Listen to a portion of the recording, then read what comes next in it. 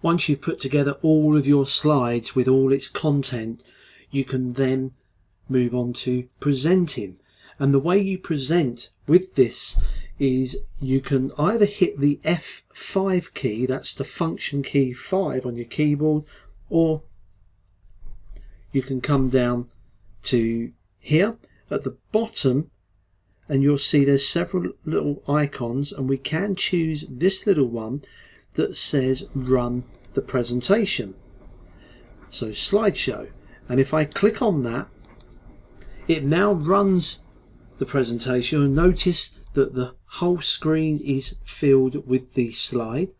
And to move forward, you can either click a mouse button, hit the space bar, or the enter key, the return key, the arrow key. Most keys will nudge the slideshow to the next slide.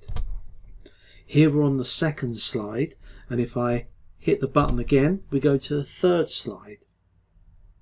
Now what happens if you want to go back or go to a particular slide? Well, if you move your mouse around the screen, you can either go down to the corner in the bottom left of the slide and you'll see an array of buttons.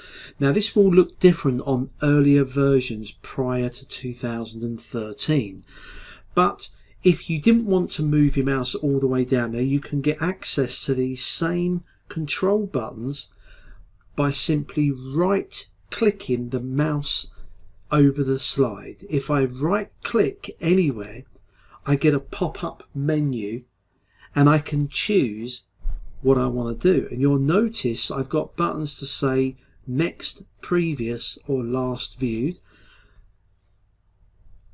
I can also choose other things on here too. Zoom in, see all slides. If I choose to go back to previous slide, it moves back to previous slide. As you go through the presentation, by the time you get to the end, after the last slide, you will get the black screen and it'll have the words end of slideshow, click to exit. So if I click once more, it goes back into PowerPoint.